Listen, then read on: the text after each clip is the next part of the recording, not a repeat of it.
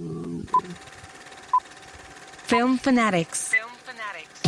From the silver screen to your earphones with Alan Azulay and Gal Balaban. Welcome back to Film Fanatics, where we talk about the movies that get us obsessed, excited, and inspired. I'm Alan.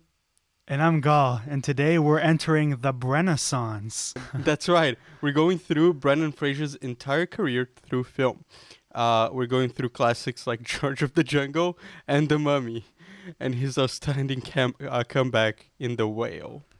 Yeah, and joining us today is an incredibly talented film lover and filmmaker who has come out with his second feature film, Atrabilious, which tells the story of a man trying to uncover the mysteries behind his son's apparent death.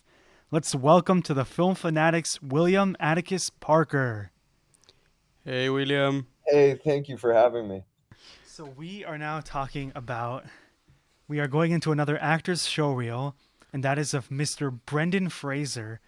He is a Canadian-American actor who has been active in Hollywood since 1990, and he's been in some childhood classics of the 1990s, including George of the Jungle, which came out in 1997, and it stars actors like Brendan Fraser, Leslie Mann, Thomas Hayden Church, Holland Taylor, and the voice of John Cleese as an ape named Ape, I'm pretty sure. His name is Ape. And that is a classic comedy right there. We were talking about this in our Shrek episode, how some of the animals are just named Donkey or Perito. And I guess they stole that from this movie or something. I think it's a tradition in kids' movies. Just to be really straightforward. They're like, kids don't know how to name things. Just put the name of the actual animal. They'll figure it out. They'll get it from there. So, William, let's start with you. Did you grow up with George of the Jungle? Yeah, so I would say I probably grew up. Honestly, I think I saw The Mummy before I saw George of the Jungle, like full way through. The Mummy was really just like that was in right after I saw Raiders for the first time, and was really getting into Spielberg, and he remains one of the most major inspirations to me. The Mummy was a massive inspiration, but George of the Jungle, when I went back to watch it, I just loved getting to see how much heart and how into it Brendan Fraser was. And that was before The Whale came out and before it was announced. And I was watching it and I was just like, we saw him in No Sudden Move, but like, where is he? I didn't know if he would be doing dramatic roles, but I could see how much passion he had, and from all the interviews he's done, and so I was like, I want to see more of him, and then 2 years later we get The Whale. Yeah, George of the Jungle was maybe the first movie I ever saw with Brendan Fraser, when I was a measly child of like maybe like 5 or 6 years old or something like that. Like I grew up watching it. It was one of the movies in rotation in my house that me and my sister loved. I think we thought it was Tarzan for like the longest time when we were kids. I don't blame you. And nobody ever corrected us, so I guess So when these live action Disney things started to come out, I was like, no, they've been doing that for a while. But it was always one of my favorites, and I admit it, I haven't watched it in like more than 10 years, and I watched it again this weekend, and I watched it after I read Gal's Letterboxd review, so my expectations were like on the floor. Oh my god. And I had a really good time watching it. It like you said, William, it had such heart, and like it's so, you can really see that Brandon really cares about this character and his role and this movie, and yeah, like I had the best time watching it. Yeah, there's a lot of like cheesy stuff, and there's a lot of stuff from the 90s that definitely does not work today. But overall, like I had a pretty good time, and I left way more than I thought I would. Now I hate to poop the party because you guys are talking about how much you enjoy it. Oh, I know this was coming. So I was like, I've never seen this movie actually. I don't know how, because it seems like the kind of movie that would always be on Disney Channel or something. So I watch it for this episode because it's a Brendan Fraser classic, right? So I'll start by saying he's having a lot of fun. You can tell he's enjoying himself. Fraser in this era, when he did Mummy and George of the Jungle, like his energy as a protagonist was very contagious. So you enjoy the stuff that he's doing. And that's as far as I can go in this movie. I really don't think it holds up, having watched it for the first time without any like nostalgia coming forth with it. I just couldn't stand it. And it was like an hour and a half. And it felt so long. And even though Fraser is really good, I didn't like Leslie Mann's acting at all. I hated that there was like this booming narrator voice all the time being like telling us stuff that we were just watching happen. Like George and I forget Leslie Mann's character, but they are now walking. George and Ursula are now walking on elephants to the other side of the jungle, or like really basic stuff. Like they're going to talk to Ursula's parents, or like I get that it was trying to be a tribute to the animated show or whatever, but it just felt so dumb. And Thomas Hayden Church, I don't know. I felt like he was just the cheesy bad guy from like a live action family movie. Especially I watched Sideways last week and he's fantastic in that. So I was really like ready to enjoy his performance. But I don't know. And I guess the ape was fine. But also, I don't know. I just thought everything in the movie was a little too ridiculous for me. Especially also like Ursula falls in love with George, right? But all he's doing is like, first of all, he doesn't shower. He like smells really bad. He wrestles animals for fun. And he also, like, George talks in a really broken voice. He's like, why lie and no take bath? Or like, George not have fun, but George have do it anyway. And I get that it was purposeful, but it got annoying. And then I don't know. Listen, all the reasons that you hate this movie are the reasons that I love this movie. And I'm glad that William's on the same page as me in this one.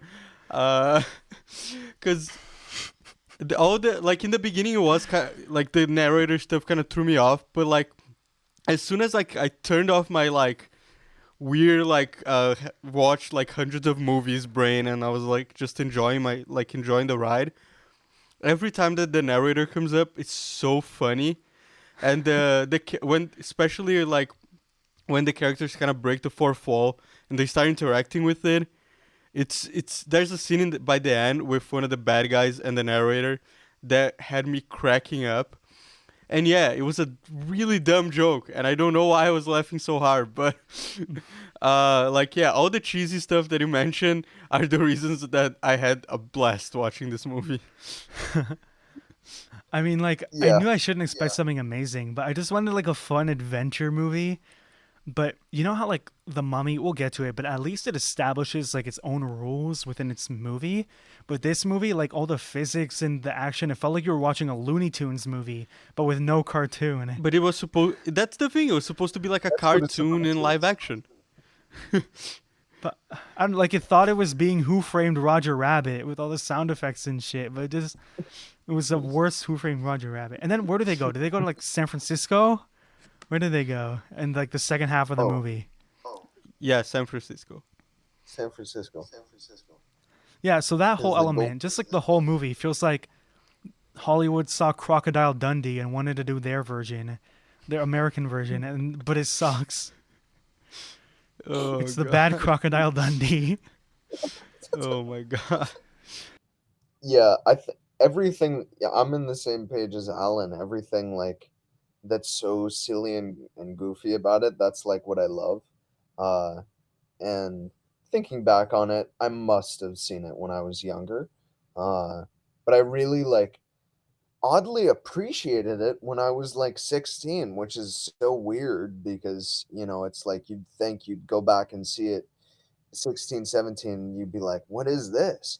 But for me, I was really like watching Brendan like Dell, but I was really like, when I saw Brendan Fraser, I was really like, he's on that rope. He's going for that tree, and he loves doing it. And yes. So I really admired him for like getting so into it. and and I also loved. I think I did a double feature when I just most recently saw it like a few days ago. I saw that and Encino Man, and it's just I've like never seen Encino Man. I don't even know. Like, perfect. what is it about?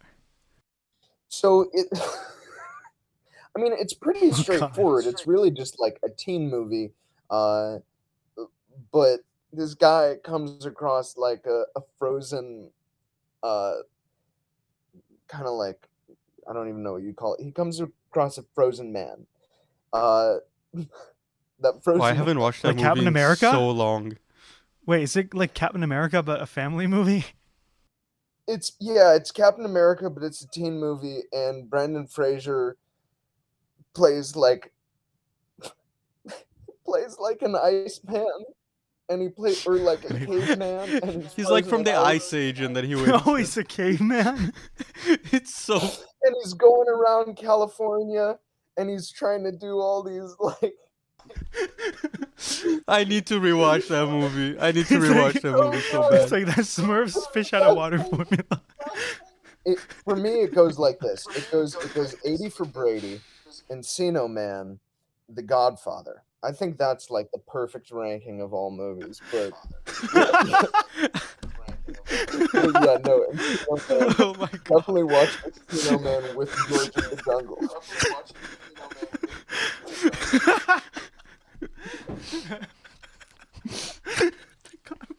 Oh my god. I'm crying, bro. So down. Isn't Huey Kwan in it? And like a couple of the Goonies? Yeah, no, there are like Sean Astin is like one of the leads. I think Pauly Shore Samwise, is yeah. the Oh my guy. god. Pauly Shore is in this movie. Can we talk about Encino Rose Man? No, McGowan. I haven't seen it. But yeah, watch Encino Man, masterpiece. But yeah, That's George of the decided. We're Jungle. doing a total recall about Encino Man in the not so distant future. Because I didn't hear about it until he and Ki Hui Kwan did the Actors Roundtable. And right. and he was like, Yes. me and Brendan did a movie, and I was like, this is probably a cult classic, but possibly a not good 90s movie. Oh man.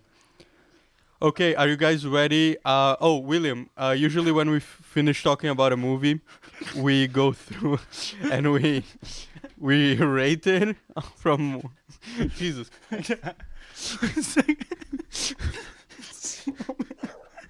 Okay, I'm trying to keep it professional in here. okay, cut that shit Okay. out. I'm trying to be a good podcast host, Cut that shit out. and you guys okay. are killing me. All right. Okay, so usually when we finish talking about a movie, we give it a score from 1 to 10, like we go around. Let's start with Gal, because it's probably going to be depressing as hell, and then we can finish high with the both of us. Bro, when I saw it, I was ready to give it a 1 out of 10. What y'all said made me appreciate it a little more. Maybe a 2. Like I really couldn't stand this movie. I'm sorry to all you fans of George of the Jungle. I know there's plenty, and I probably like offended someone out there beyond redemption. We offended the both of us with our redemption. There, episode over. No. So William, what's your rating? I would give it a 9.5. I'd leave that half off just because I wanted a little bit more Sean Astin. Still talking about George of the Jungle. He could have played Thomas Hayden Church. I will read an excerpt from my letterbox review of this movie. Let's hear it. I like to thank my nostalgia goggles and 90s Brendan Fraser's washboard abs for making me enjoy this way more than I probably should. You don't want to hear my letterbox review for it. I will I give it. can read it I out. gave it originally a 5.5, but after our discussion, I'll give it a 6.5. I'll Ooh. go way up. Realistically, Better be the I'll lowest probably movie give it, this- like I'd probably give it like a 6.5, only because we just go up from here. So yeah. Exactly. Okay. Should we move on to the next movie? We should.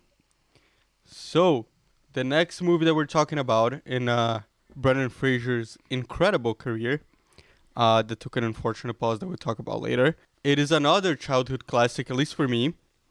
It's The Mummy from 1999. Tell us a little bit more about The Mummy, Gal. So The Mummy stars Brendan Fraser and Rachel Weisz, and they have to stop a mummy from like getting resurrected and taking revenge on the present day.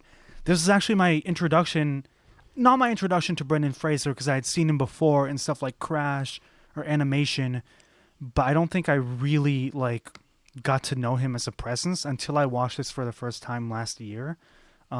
Which, you know, might be a shock that I've never seen Mummy before. I don't know how I never got to it.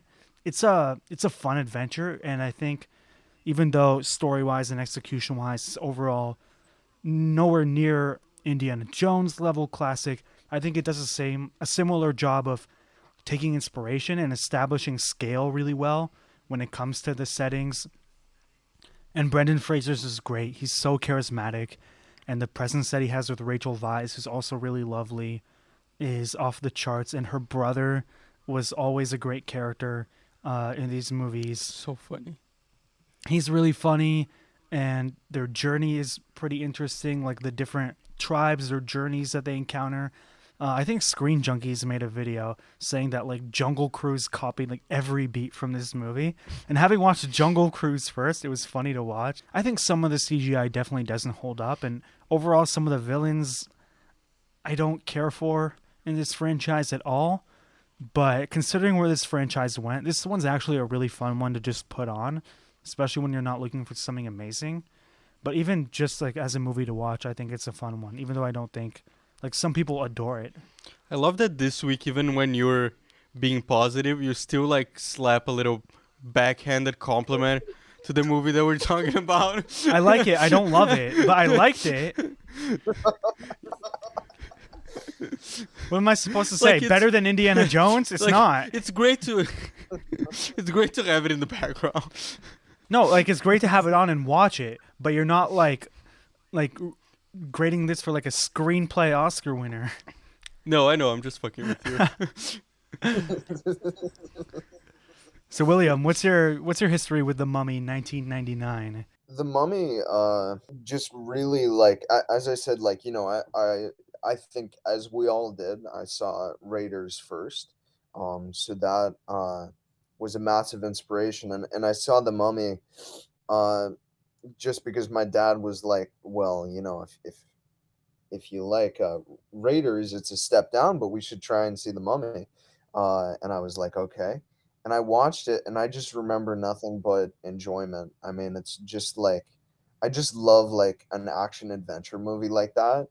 And I think, you know, movies from like that era that really had that level of just like spectacle, especially from the 90s, are just so captivating to me, no matter like the narrative or whatever, which I like enjoyed for the most part.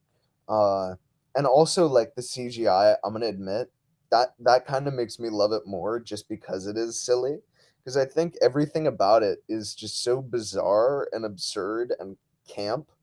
And so honestly, I'm gonna make the crazy speculation, which is if the director and the team were to make it again, they wouldn't change the CGI. That's that's that's my take. Hot take of this week's Film Fanatics. CGI of The Mummy, masterpiece. We're keeping the CGI. Should have beat The Matrix for visual effects Oscar. Oh man, I'll second everything you just said, William. Like this movie, I actually got it. I got to it before a lot of the like better adventure movies. You guys were talking about Raiders.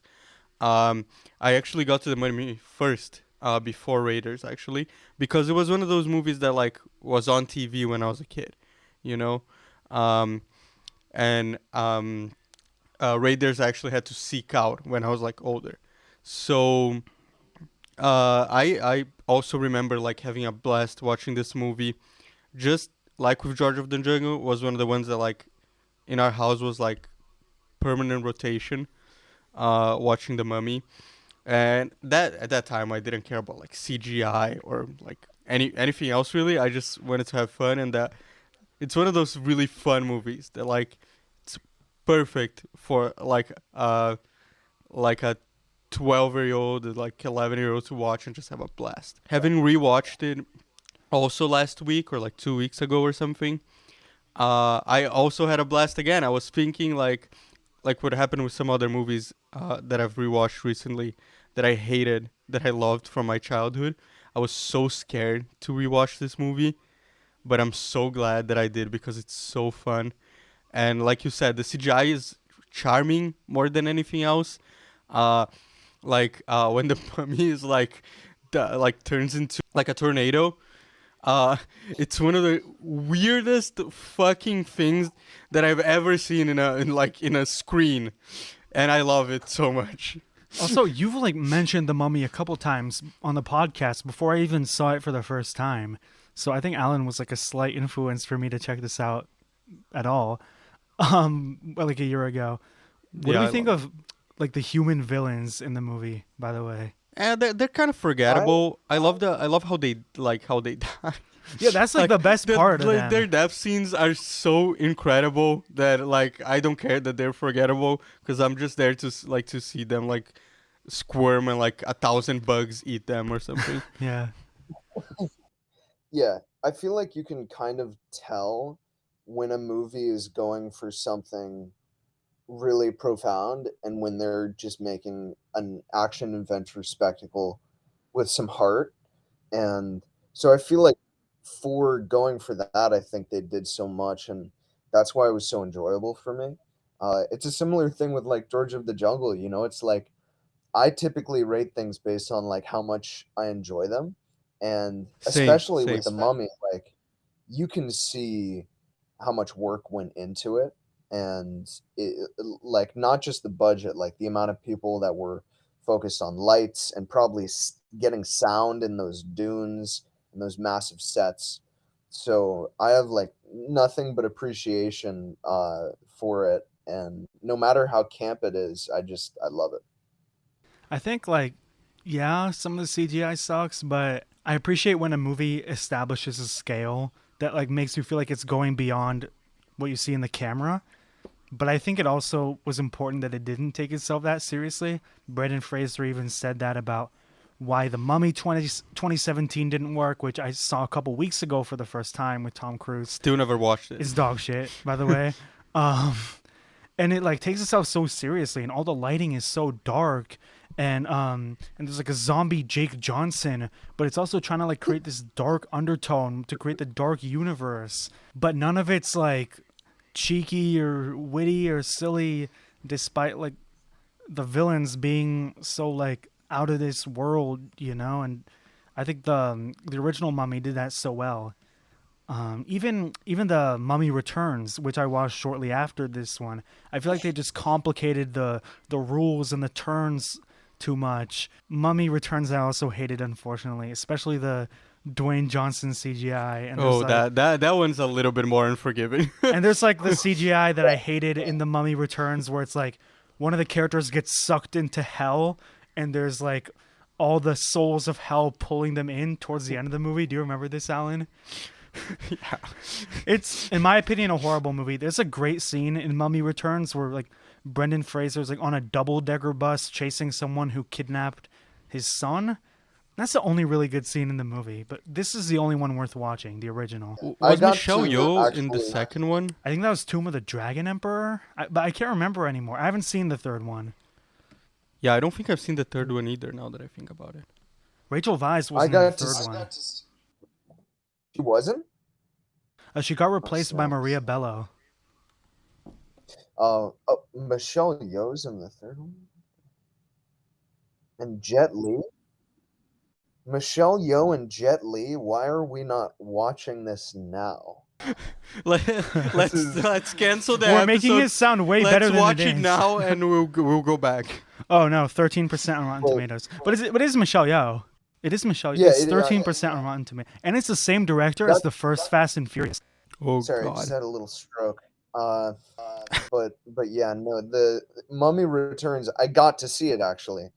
yesterday night, and yeah, I think the magic of the first Mummy was just dissipated a little bit, but like it was still super enjoyable for me. Like I went in knowing that I wasn't like about to watch like a Wong Kar-wai movie, or like or like I wasn't about to see like Decision to Leave or Women Talking. Like Gal said before, George of the Yeah, this Jungle. is Gao's problem.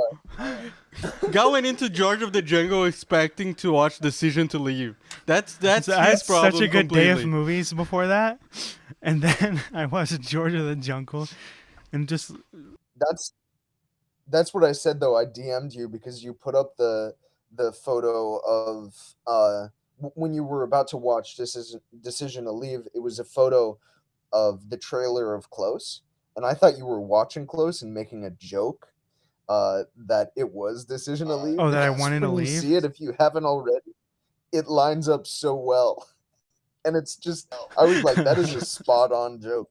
In the movie, I mean, it really is. No, I haven't actually It's seen just Close yet. William, what's your rating for Mummy 1?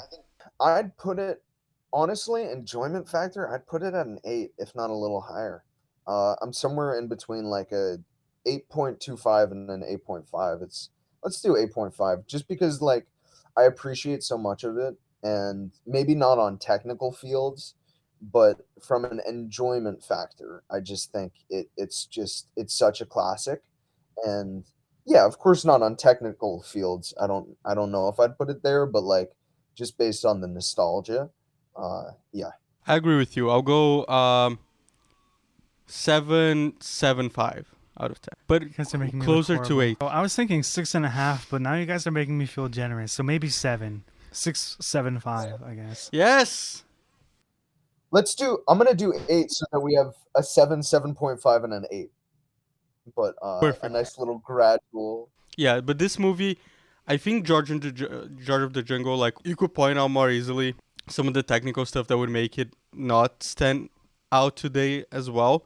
But I think this movie, besides the CGI, I don't think I think you can watch it and enjoy it like as if it just came out. Of course, there's like some tropes and stuff like that from like the 90s, but overall. All right, our next movie is a review for a new movie that came out this year, and that is called The Whale. It was Fraser's comeback in a leading role after he had been absent from big Hollywood movies for a while. Everyone was very excited for it. I watched it a couple months ago, and we have all seen it by now.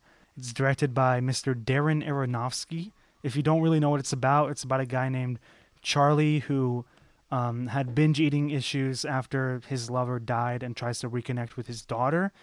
And yeah, it's a wonderful performance from him.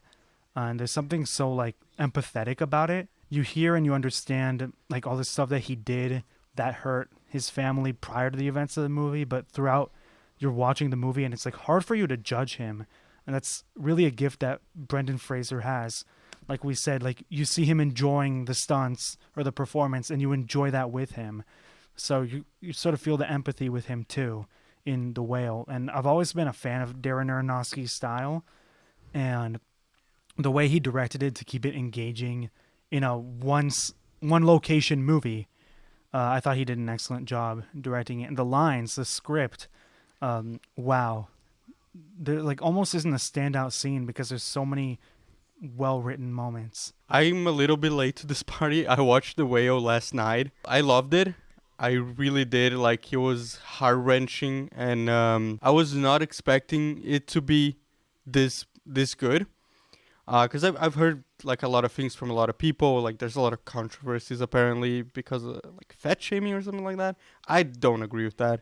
Just as a movie, like, it floored me.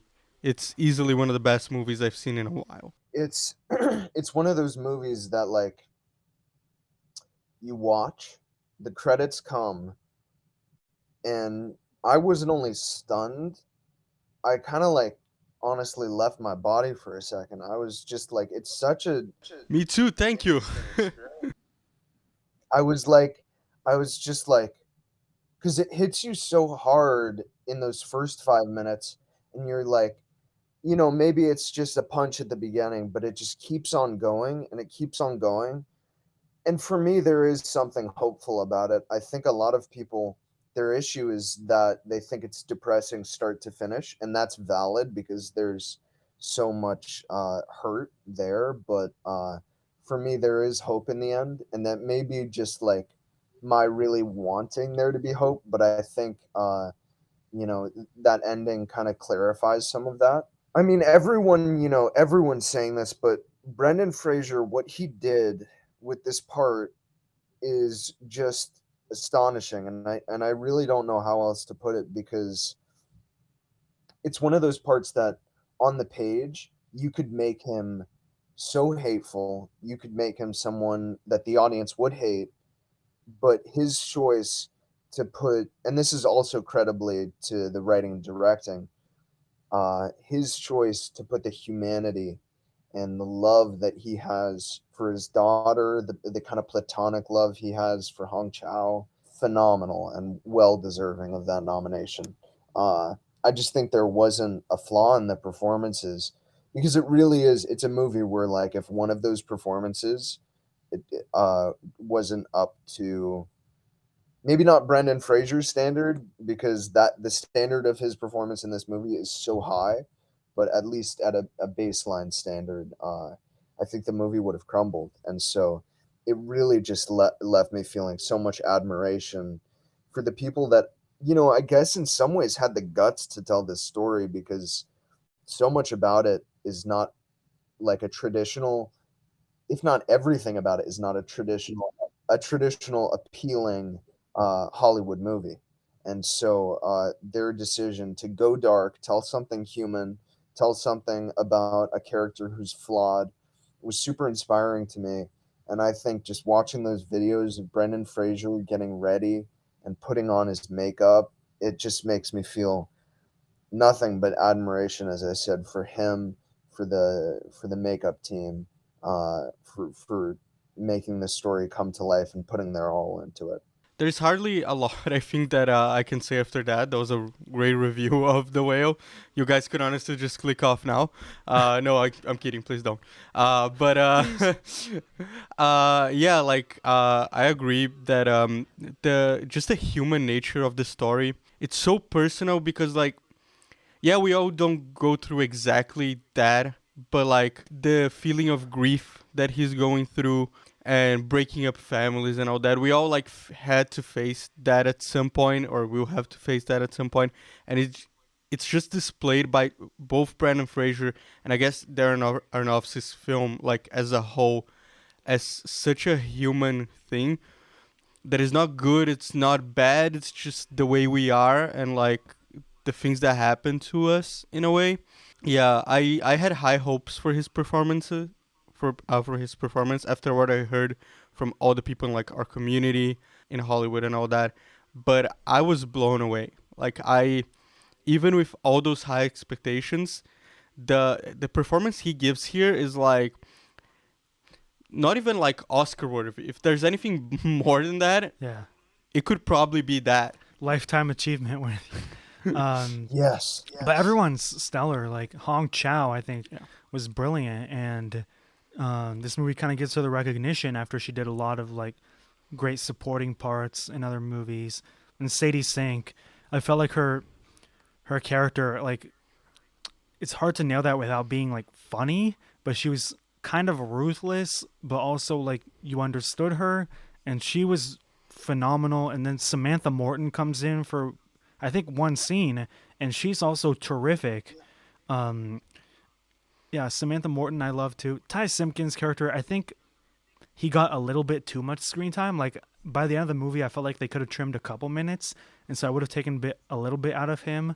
But I understood he did the role well, and the movie definitely spells it out for you. But like you said, there's something hopeful about it. It's almost poetic and devastating about how Charlie's secluded in his home, but he's he's always seeing the beauty in people and trying to convince people to see that in themselves, but it's hardest for him to see it in himself, which I completely understood what he was going through. Yeah, something that's like almost like, I guess we're getting so bougie with this review. Fuck it. Like ethereal. With like the sense that you get from this movie. There's something really important in this movie. It's an essay that Charlie keeps reciting throughout the movie. You think that it's one thing. Yeah. You're 100% sure that it's I don't want to spoil it, that's why I'm being like very cagey. But like you're 100% sure that it's one story beat that's probably the most like obvious route, or like, and you wouldn't blame the writer for going that way. It would have been a good route. But when he flips it on its head by the end of the movie, it's just so like such a heart-wrenching scene. Yeah, like you guys said about Sadie Sink, like that's one of the scenes that like relies on her. And I think William mentioned this in the beginning, that this is the type of movie that you need like a certain level of acting, basically, or else everything falls apart. And for someone Sadie Sink's age, it's usually harder, like in movies, to, just from experience, every movie that we've watched, usually when like younger actors have a harder time reaching those notes. And if she did a bad job, like you guys said, the movie wouldn't work. So it's so important that she does as good a job as she does. And yeah, like I just wanted to shout her out. Like with Brendan Fraser as Charlie, she also broke my heart in a completely different way. I felt like it was a similar dynamic to another Darren Aronofsky movie, The Wrestler, with Mickey Rourke and Evan Rachel Wood, who played his daughter. And Mickey Rourke also had his big comeback and an Oscar nomination with that movie. So I think there were a lot of comparisons there. Even when I asked like Darren Aronofsky after the screening of the movie, what were some like parallels between his other movies? I was like in the front just row. say that and pretend like you didn't, and just go on. I was lucky that I was in the front row. Let's just say that. But oh man, we don't talk about that. Did you forget about our rule that we don't talk about the film festival that I didn't get to go to? Don't talk about that. It's up there, honestly. I've seen a lot of Aronofsky's movies, and this is up there. And I get why it would turn people off. It's especially because it's so brutal. But I think there's more to it than just these people are in pain. I think there's a really beautiful story that unfolds, even in this one house throughout 2 hours. And I don't think anyone could have done it as well as this cast of characters and this group of storytellers. By the end, this movie like physically broke me. I actually broke down. I almost cried. To be fair, William, I actually am a big crier. So like I've cried watching Avengers before. So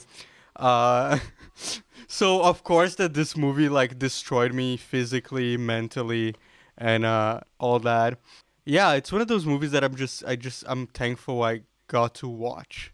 You know, like one of those feelings that you have, even though, like, again, it's not a fun movie. Like, we just talked about two of, like, maybe the funnest movies of my childhood. And then we went into this depressing thing. But it's honestly one of the best experiences as, like, someone that loves movies, to watch something that, like, really challenges you and, like, breaks you in that way. So, yeah, this is one of my favorite movies of the year, and who knows, maybe we'll get like even higher. Are you guys ready for ratings, or do you guys have anything else that you want to say about The Whale? I mean, I almost cried while we're talking about it. I mean, I'm a big crier too, so throughout this movie, I was torn apart. But yeah, I almost cried. Like I almost got there. I really wish. Gao is not a crier. Not as big. I think I just cried laughing earlier, but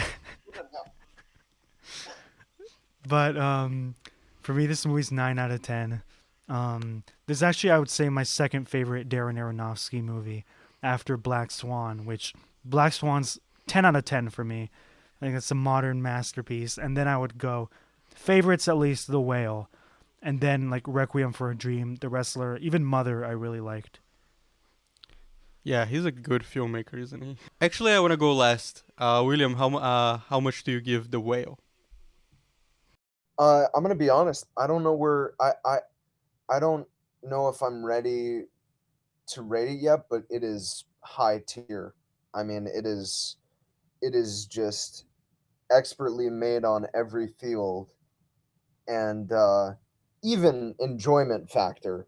I can say this is, of course, the highest It's a rated. different kind of enjoyment.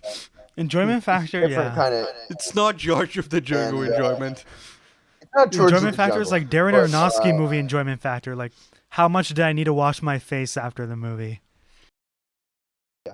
no, but yeah, I put it up there. I mean, it's probably a 9 or above for me. I mean, yeah. Like, I've been burned before about giving movies way too much credit as soon as I watch them. So I will say this is subject to change. But like William, I usually go for like my gut and like my feeling towards the movie rather than anything else. And the feeling I had after I finished this movie, I mean I couldn't sleep. I'm like, it was that hard. I will give it a 10 out of 10. Wow. It's a rare 10 out of 10 movie from Alan. I From either of us. I rarely give out 10 out of 10s, and maybe who knows, it'll go down, but like I can only see this going down maybe to a 9.5. I can see it going down anything lower than that. At least it's not George of the Jungle. Yeah, and it's my third favorite movie of the year of 2022. It climbed up that high. Wow. Yeah, I'm trying to remember, but yeah, no, it's up there for me. Yeah. Great. That was a good episode. I'm proud of us. We almost broke down in the end, but we made it. We did it for Brendan. We did it for Brandon. Oh, I will say one thing. Brendan Fraser better get this Oscar. I am 100% on his field now. The fact that Austin Butler is now gaining more traction That makes me kills kind of me. sad. Yeah, Like, that kills me. he was great. He did great work. But I liked him and Colin Farrell way more. And their respective movies. Yeah, Brendan Fraser just, I think, deserves it on a level beyond acting, just on a level of like how he managed to really make a character who had so many irredeemable qualities redeemable, and make the audience kind of feel love for him, and therefore spreading, the love, and I think that's what Darren Aronofsky did, and Oh my that's God, why I William, connected stop. to it For so the much. love of God. Oh, no. Oh my God. I can't talk about this movie anymore. Someone get a tissue into the studio. I never cried on the Someone get a podcast. I cannot do it now. Oh man. Tissues. This performance is one of the best things I've seen in a long time. I think there's a big difference because it's been like 5 months since I saw it and 1 day since Alan. Yeah. It's like So fresh I've like in my heart. calmed down. But I like rewatched some scenes to get ready for this, and it's tough. Like, it's amazing, but it's tough even when you rewatch. Great. So that's a Brendan Fraser special for you guys. A guy that not usually makes us cry, but Thank you, Brendan, for thank you making for us laugh doing and that. cry, and Yeah. having the best comeback story and bringing us into the Renaissance. the best renaissance of actors we And had we in can't a wait while. to see you in Killers of the Flower Moon. Oh yeah, that should be fun. And thank you guys so much for watching. William, where can people find you online? Oh yeah. So you can find me on Instagram at River Styx Productions, River STYX, or just look up William Attikus Parker on IMDb, and then River Styx Productions. We also have a website, riverstyxproductions.com. So yeah. Great. And we really recommend you go check out William's movies. We're definitely going to check out Debut As soon as we as can. soon as we can. Hopefully they have it here in the stores, like they're in the Apple store and the Amazon store. Gal, where can people find us? Film Fanatics Pod on Instagram, Film Fanatics on Spotify. Point to it. Right there. There you go. And on TikTok. which I don't even have downloaded. And then Great. I'm at Film Toppings. Alan's his name. And yeah, we are film fanatics, film lovers. Remember to, oh my God, this is mirrored, I guess.